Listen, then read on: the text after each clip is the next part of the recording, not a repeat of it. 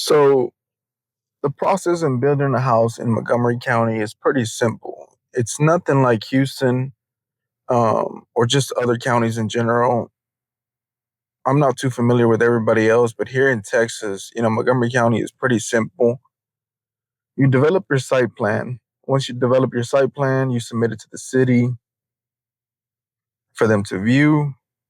And after that, you usually get your permit. If you have septic and sewer, or should I say sewer and water available at your lot in that moment, then usually you get your permit the same day. Sometimes, the next day, but usually it's the same day. The only reason that it would take a week to a week and a half is if you have a septic, because in order to get a septic permit, because it's two different permits, right? So the permit for building a house includes your electrical, your plumbing, all your mechanical stuff, the structure itself. And then you have another permit, which is your septic permit. The septic permit is its own permit. You have to have plans for how the septic is going to be, how it's going to look, if it's going to be sufficient to process everything that's wasted from the house. Where's the drain field going to be? Is that area adequate enough to handle all that waste and stuff like that, right? So in order to do that, the first thing is you need soil samples, right? And the soil samples, those are used to determine how porous your dirt is, right? How fast it absorbs water. So the quicker it absorbs water, the less area you need. The longer it takes to absorb the water, the more area that you need. It's like a sponge. It's all based on that. So once you get those calculations, and usually you need a sanitarian to come in and do soil samples, submit them to the county, have them review all that, and then they'll approve it. And that's, it takes like a week to a week and a half, sometimes two, but normally here it's been about a week and a half. Once you get all those paperworks back from the county, you're ready to go. You're ready to start building your house, to lay your forms, to lay your underground plumbing, and any underground electrical that you might need. So the very first thing, like I said, is you square your forms up all the way around. Make sure everything's square. The easiest thing to do, like this house, this is just a perfect rectangle. So it's not very hard. You just get each corner. And as long as those corners match, whenever you measure, it's the same measurement on each corner, you're golden. You're good to go. Right. After that, once the forms are up, then you do the underground. Right. And the underground comes after the forms, because in order for the plumbers to lay their pipe and know exactly where it's going, they need to know where the walls are going to be and how far to go from those walls. Because again, your foundation determines everything. If you screw up your foundation, that's it. I mean, that's the most important thing to keep in mind of, and it's really the measurements. As long as all your measurements are squared, you're good to go. So once that is up, once that is ready to go, then you're ready to, like I said, start doing your framing. You do your framing, you do your bracing, you lay your underground. Once you lay your underground, then you can start digging all your beams and ditches. You can see how it's done here, right? Once that's done, somebody lays plastic, lays the concrete. I mean, not the concrete, I'm sorry, lays the rebar.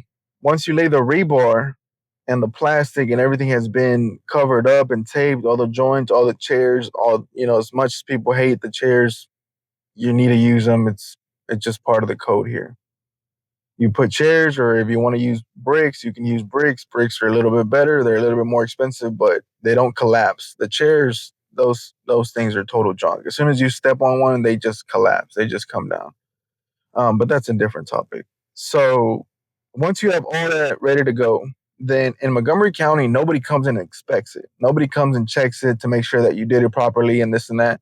But the best thing to do that I would recommend is getting a third-party company to come out and do a pre-pour inspection, right? And that pre-pour inspection is going to tell you if there's any defects in the work, if the ditches are not correct, if the rebar is not tied properly, if the beams are not where they're supposed to be according to the plan.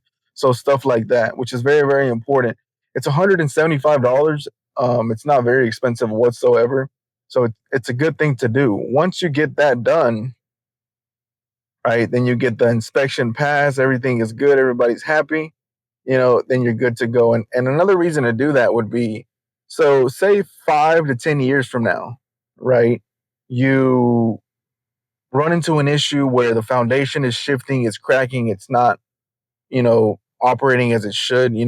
God forbid that happen. That'd be terrible, to happen so soon. But at least you have that inspection report saying, hey, you know what? Somebody came, inspected it, somebody that's licensed, looked at the work, they said it was okay.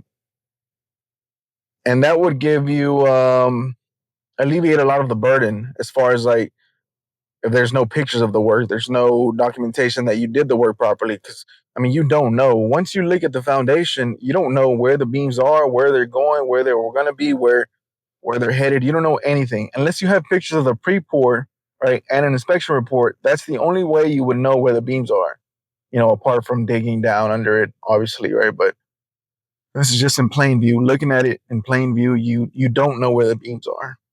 Okay, so I always do the inspections. I highly recommend people do the inspections, even though it does cost a little bit of money, but it's only $175. You're building a $200,000 house. $175 should not break the camel's back. You should be good to go with that. So once that is done, once you got your underground, you got your inspection, you got your rebar, everything checks out, then you get to pour, right?